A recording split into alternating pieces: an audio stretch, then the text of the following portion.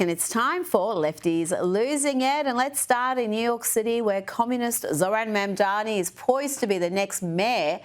And he thought it was time to really focus on the true victims of 9/11, his family. Grab a tissue, folks. This is rather emotional. I want to use this moment to speak to the Muslims of New York City.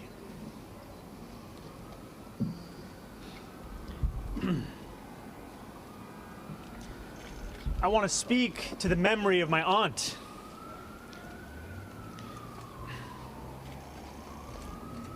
Who stopped taking the subway after September 11th because she did not feel safe in her hijab. Yeah, it's devastating, folks. It really is. I mean, his poor aunt had to take a couple of cabs. I mean, how devastating for the Mamdani family. And that's if you believe him. And frankly, I don't. After every Islamist terrorist attack, there is such a focus on stamping out Islamophobia. Yes, the leftists propping up the Islamists will come to rue that day. Let's hear now from Zoran Mamdani intern Arzu Malik, who is calling on Muslims to be gangster and jihad. And the true believer knows that none of this is in vain, that this is all jihad, that this is all ibadah, and that this is all counted for by Allah subhanahu wa ta'ala. And so the conversation of doxing, the conversation of getting arrested and suspended, I think it's time for Muslims to start to say, all right, so what? Do what you want. I'm gonna do what I gotta do, because it's about time to do that. How gangsta are you? That's just my question. How much are you willing to do it? And I know everyone has their own risk levels, but at the end of the day, that's a question to ask ourselves. How committed am I to this? To what extent of my personal material gains am I willing to sacrifice for this bigger noble cause? Let's go to another failing city, crime-riddled Chicago, which has been ruled by Democrats for decades and decades, and where the current mayor, Brandon Johnson, is triggered by factual terms like illegal immigrant. We don't have illegal aliens. I don't know if that's from some sort of sci-fi message that you wish have had. Well, listen, the legal term for my people were slaves. You want me to use that term too? So look, let's just get the language right. We're talking about undocumented individuals that are human beings. The last thing that I'm going to do is accept the type of racist, nasty language to describe human beings. Now let's have a little Hollywood input. Actress Jenna Ortega was asked about who her heroes were and gave this rather incoherent virtue signalling response. Is she okay? Who's your hero today? Well, my mom will always be a hero, but another hero of mine today, I don't know, I'm quite gravitated towards the people of Palestine and the way that they speak up, and, you know, the way that they're continuously using their voice no matter how much the world seems to ignore them. It's very important and it's very commendable, and you know, I would like to lift and raise their voices as well. Now to a rather generously proportioned woman who seems to think white people are lazy, dirty and violent. I can only hope this is a parody, a prank. Surely no one can be this boldly racist. So just white people in general, I'm tired of you mother. I'm tired of your incompetence. I'm tired of your laziness. I'm tired of you not washing your ass on a regular basis, and then we have to be susceptible to that. I'm tired of you having babies. I'm tired of y'all raising and birthing and raising serial killers, pedophiles, mass shooters, and all this, and then you tell black people that we're violent. Everything about violence, we learned it from you. So you're the root cause of it. Now, it would be uncharitable of me to list some crime statistics right about now and some demographic breakdowns, but just imagine if the word black was substituted for white there in that crazy rant. Now, I didn't think me praising Arnold Schwarzenegger was going to be on the cards, but here we are. 2025 has been a wild year. Here is the Hollywood star and former California governor dropping a brutal fact check on CNN's Jake Tapper. Now, despite being a former Republican governor, Jake would have thought he was on safe ground with Arnie, given he is a full-blown TDS case. But no, Arnie surprised us all. Watch what he says when Tapper tries to blame Republicans' redistricting efforts and calls it cooking the books. This all started because of redistricting in Texas, and this was Trump pushing Republican-controlled states to throw out their current congressional maps so as to cook the books, so that it is less likely for Democrats to retake control of the House during the next year midterms. I mean, is it fair to argue that do you believe that the Republican Party is starting this? No, Jake. There has been gerrymandering going on for 200 years. There is such extreme gerrymandering going on that in a state like Massachusetts, it has like 40% of the people voting for Trump. They have 0 representatives. The Republican Party has 0 representatives sent to the House. Think about that. In New Mexico, 45% of the people voted for Trump and voted Republican, and 0 is sent to the House. 0 representatives from the Republican Party. You can just see Jake's little heart breaking into 1,000 pieces as Arnie betrays him with the truth, with cold hard facts. Joining me now is Newsweek's senior editor-at-large and Article 3 Project Senior Counsel, Josh Hammer. Josh, tell me about the gerrymandering, the redistricting. It just seems crazy to me that you can have a state where 45% vote Republican and they don't get a single member in the House. So, Rita, first of all, what year is it? I mean, is it the year 2005 where Arnold Schwarzenegger is back in the news? I mean, it's really quite funny. It's doubly funny for me, as the case may be. I actually just got back to my state of Florida. I actually was in Arnold Schwarzenegger's home country of Austria, of all places, for the past week. So this is really kind of deja vu all over again. But look, he's right. He's right. All parties do it. There are actually many Democrat states that do it a lot worse than others. I actually know this firsthand, Rita, because going back in 2016, in the Republican presidential primary, I actually was a delegate on the ballot in Illinois' 7th congressional district. So I studied the state of Illinois' maps very well. These maps are to call them hooks and crooks, I think, would be an understatement. They are wiggling, they are wagging, they're zigging, they're zagging. It's total nonsense there. They'll go down to like half a mile wide, and then balloon out to 200 miles there, just trying to make sure that the party in control has as many seats as possible, as the former governor of California, Schwarzenegger, was saying. Now, this goes back, as he also correctly said, to the origins of the republic. The name gerrymandering comes from the early American statesman Elbridge Gerry. He literally lived over 200 years ago. So this goes back a very, very long time.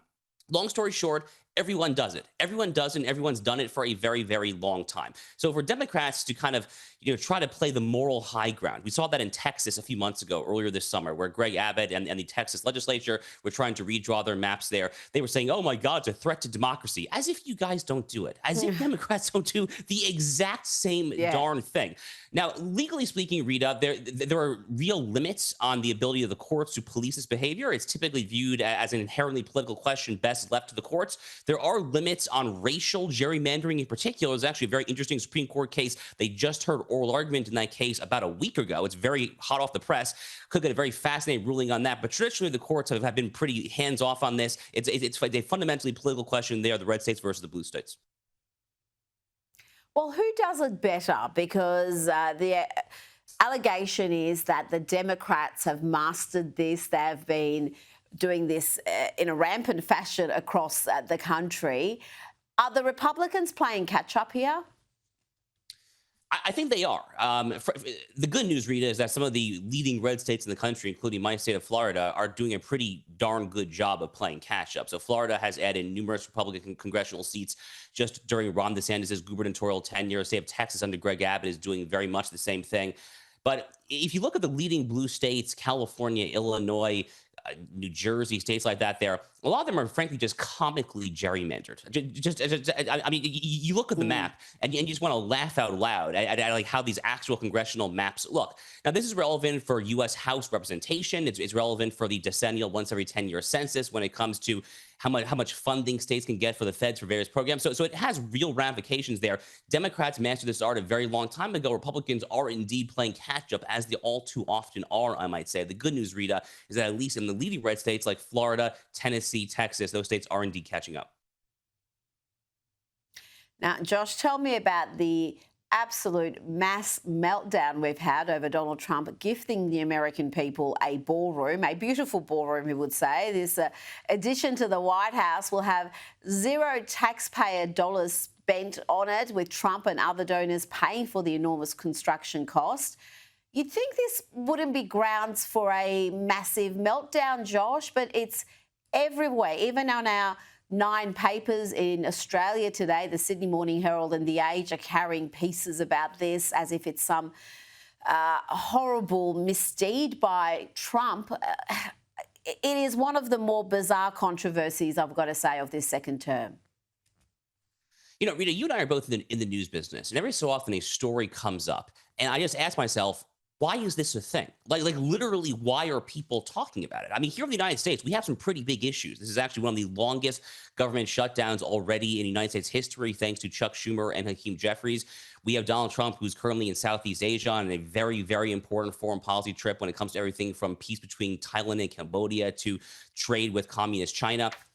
We have this whole brewing controversy when it comes to this president's admirable willingness and ability to take out drug cartel smugglers down in the Caribbean all the way down to Venezuela. There's a lot going on in our own hemisphere, but I mean, the notion that this would be a story, that Donald Trump remodeling and granting the White House a new ballroom. I mean, don't you guys have anything better to talk about? I mean, like literally, don't you have something better to get your panties all up in a wad about? I mean, it really makes you think sometimes, Rita, that, I mean, Donald Trump could eat a piece of stale cheese and he could issue a particularly loud bit of flatulence in the wrong direction, and the people would say that it is the imminent incoming jackboots of the Third Reich. I mean, what is wrong with you at a certain level that like this is what you're choosing to live and die in? But you know, facetiousness aside, just to be serious for a second here, you know, the White House is, among other things, the president's home, and presidents going back since time immemorial, since George Washington. Well, he didn't actually live in the White House, but starting since the White House was actually inhabited by the presidents there, they all remodeled it to some extent to their liking because, again, it is a home. It is not a big deal at all. The left surely has better things to care about, I would like to think. And you would think that the White House should have a ballroom, given the functions they host and the world leaders, the dignitaries who come through daily almost. It's obviously something that would be beneficial to the whole setup. And, you know, people joke that if Donald Trump cured cancer, people would abuse him for putting doctors out of work. And this is almost akin to that, because here, without taxpayer funds, a beautiful ballroom is going to be built. It's owned by the American people. It's not owned by Donald Trump. And yet they're finding ways to have an absolute hissy fit over it. Crazy stuff. Now, Donald Trump is setting a blistering pace in Asia for the summit of the Association of Southeast Asian Nations. Within 6 hours of landing in Kuala Lumpur, the president announced trade deals with 4 countries, met regional leaders and held talks with the Brazilian president, and he's presided over signing of a peace deal between Cambodia and Thailand, Josh. There's a lot happening there. Yeah, it's a bit of a blitzkrieg, isn't it? So first of all, I mean, he deserves tremendous credit for getting this peace deal between Thailand and Cambodia. You know, frankly, Rita, there have been so many peace deals that he has negotiated over the first less than a year as presidency. It's genuinely hard to keep track there. But Thailand, Cambodia was definitely one of those that kind of snuck in under the radar. So good for him for getting there, being there in person to preside over this. The big question I think a lot of Americans are paying very close attention to, at least from my vantage point, is when Donald Trump actually goes to meet with Xi Jinping. That's going to happen imminently. They're going to have a full-blown discussion over issues of trade between the United States and China.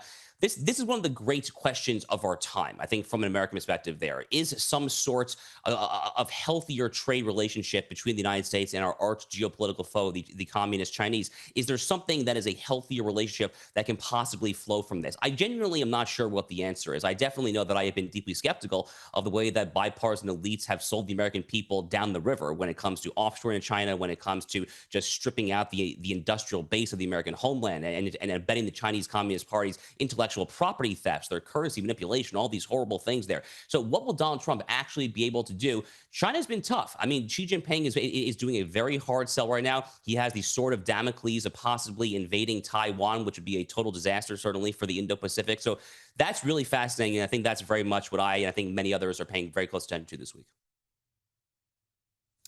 Well, he not only arrived in Kuala Lumpur with a dance-off, introduced some new moves to his repertoire, but he was also introduced with the Rocky theme. Have a look at this.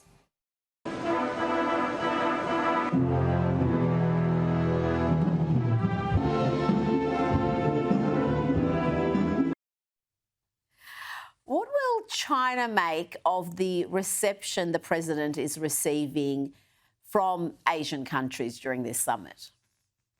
Well, you would like to think that they would be somewhat cowed. You would like to think that they would be somewhat sobered up by the fact that Donald Trump is being welcomed as a hero in Southeast Asia, not particularly far from China.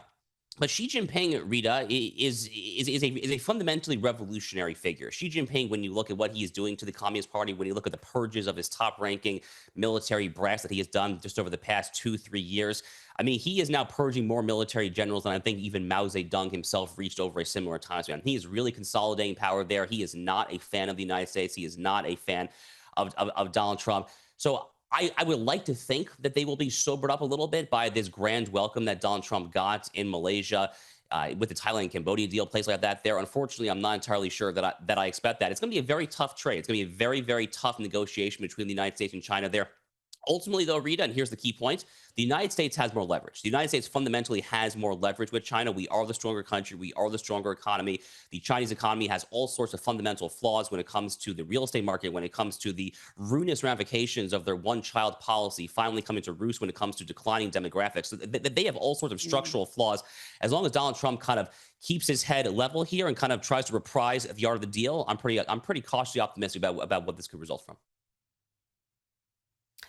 Now let's go to New York. The mayoral race there is heating up with Zoran Mamdani, the likely next mayor. Isn't he going to be giving us rich content for many years to come if that happens?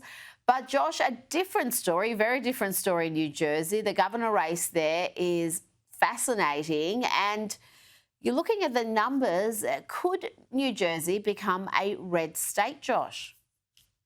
Oh, it's entirely possible. First of all, New Jersey has had Republican statewide officials in the not so distant past. I mean, let's recall that Chris Christie was a two-term, and at least at one point, he was a fairly popular governor. I mean, before the whole Bridgegate scandal and all that, but at one point he was actually a pretty popular governor there in New Jersey. But New Jersey, Rita, it's a fascinating state because there is no single massive city in New Jersey. It is a very suburban state. So I think as a lot of these Philadelphia suburbs, these New York City suburbs have started to sour on the Democratic Party because, frankly, they value quality of life issues such as a secure border, such as tamping down on crime, such as increasing real inflation-adjusted wages there. They have soured at this current woke iteration of the Jasmine Crockett AOC Democratic Party. So New Jersey's been trending red for a few years now. They almost actually voted for the Republicans back in 2021. I would not be the least surprised if they can actually pull it off in just a week or so here in New Jersey. I'm not gonna confidently predict a Rita, but I think it's actually going to be really, really close. New Jersey easily could be the next state to genuinely flip red. I think Kamala Harris only won it by about 5 points, give or take. It was a genuinely pretty close race last November. So interesting, given its proximity to Manhattan. You could have such wildly different politics so close to each other. Before you go, I want to ask you about this Harvard University resident dean who's attacked police, white people, conservatives, even defended threats against President Donald Trump. And this was before he was appointed, not that long ago. This is a report by Fox News. In 2020 social media posts, Gregory Davis wrote, "You should ask your cop friends to resign since they're racist and evil." He also posted, "Something to keep in mind, rioting and looting are parts of democracy, just like voting and marching. The people will be heard." There you go. Rioting and looting is just like voting and marching. Josh, when is Harvard going to learn? And these posts are from 2020. It isn't exactly a long time ago. You know, sadly, Rita, this is hardly the only instance of recent Harvard professors going wild. There was actually an insane story that happened on one of the Jewish holidays. I can't remember which one it was. I think it was Rosh Hashanah, but it might have been Yom Kippur. It doesn't matter. But there was a visiting Harvard Law School professor who went to a synagogue just outside Boston, a very heavily Jewish area. It was either Brookline or Newton, Massachusetts. and fired like a pellet gun or a Nerf gun in a symbolic act of protest at the synagogue for what exactly? I mean, for being like Zionists or occupiers, I mean, all these various left-wing buzzwords. And to my knowledge, that professor has actually not yet been disciplined. So Harvard is actually dealing with just utter insanity on multiple fronts. Now, Harvard has been really kind of taken to the woodshed, frankly, from Donald Trump. The Trump administration has done a really good job of trying to exact concessions from Harvard. Harvard had this 300 to 400 page memo where they basically admitted where they've erred in recent years there, and they pledged to do different going forward. I guess the question is, are you actually going to do different going forward? Because thus far, in the 2 to 3 months or so since that memo was released there, I mean, we've had numerous troubling data points there. Ultimately, I entrust that the DOJ Civil Rights Division, under the excellent leadership of Harmeet Dillon, they're going to continue to, I think, to hold Harvard's feet to the fire. And let's see what happens, I guess. Josh Hammer, thank you so much for your time. Now to President Trump, who has set a sizzling pace in Asia. Within hours of touching down, he had signed 4 trade deals, met regional leaders, met the Brazilian president, and presided over a historic peace deal between Thailand and Cambodia. But before all that, he unveiled some new dance moves.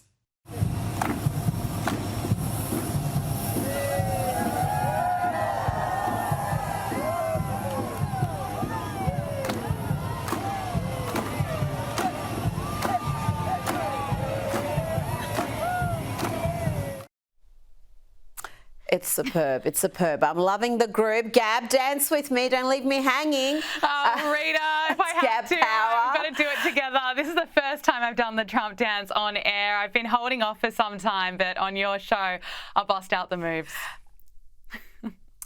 I love it. I love it.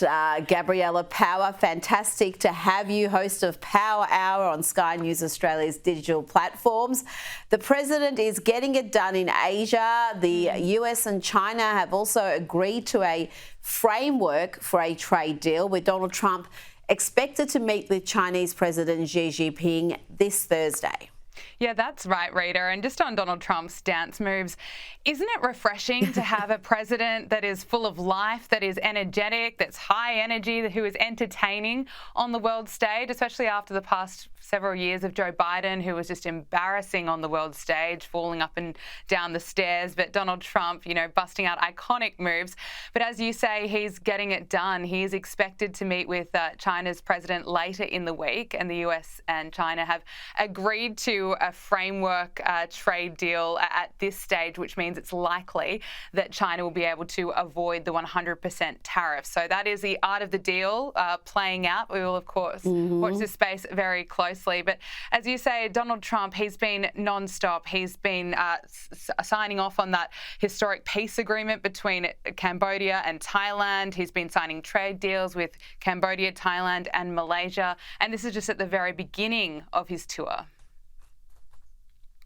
And no one can keep up with him. I was listening to an interview with Caitlin Collins from CNN, no fan of Donald Trump, it must be said, but she was saying that on these overseas assignments, no one can sleep because he doesn't sleep. He just keeps going. Yeah, the reporters they're are struggling expected to keep work up with him. around the clock. They're Very struggling to keep up with him. Now, you would remember Justin Trudeau, the former Canadian Prime Minister, the male himbo, I used to call him. He's now known as Katy Perry's boyfriend, and here they are on a date in Paris to celebrate Katy's 45th birthday. Gab, we wish them but well, I guess. Have you got anything to add to this little union? Look, we do wish them well, of course, but they are two highly unpopular people. I mean, looking at the reaction to this, many people are still calling Katy Perry an astronaut after the 10 minutes that she spent up in space. And Justin Trudeau, I mean, people are still calling him the 51st governor of the United States, and they're ridiculing him for his stance on climate change. But Katy Perry, Justin Trudeau, they've been... They were captured, or photographed, I should say, back in July at a restaurant. Then earlier this month, they were captured together, pretty loved up on Katy Perry's yacht. And then this was their first really public outing, making it official, smiling for the cameras, you know, hand in hand for Katy Perry's birthday. They went to a cabaret show in Paris. Yes, it's a curious choice for a 45th birthday, but, you know, plenty of others have made similar choices. Let's move along to Harry and Meghan. They've lost yet another publicist. Former Netflix Senior Director of Publicity Emily Robinson has quit her communications role with the Sussexes just 4 months into the job. This follows several communications staffers who have also exited the Sussexes team in recent years. Gab, why can't this couple hold on to staff? I mean, it's extraordinary. It's a revolving door when it comes to Harry and Meghan. If you look at any kind of successful organisation, any successful business, one of the key parts or something that really reflects strong leadership is if you can retain quality staff. Harry and Meghan have not been able to do that. I mean, the fact that this is the 10th publicist to go in the space of 5 years, that is extraordinary. And if you look at this communications director, Emily Robinson's career history, she's quit after 3 months. Now, previously, she's worked at NBC Universal for nearly 3 years. She's worked at other channels for several years, Netflix for reports of up to 8 years. So she's someone that clearly doesn't quit very easily. You know, she's proven to be loyal to previous companies. So sources have told outlets such as the Daily Mail she's not a quitter and things must have been horrible for her to quit. So you think about the fact that she is now the 10th person to quit in the space of 5 years.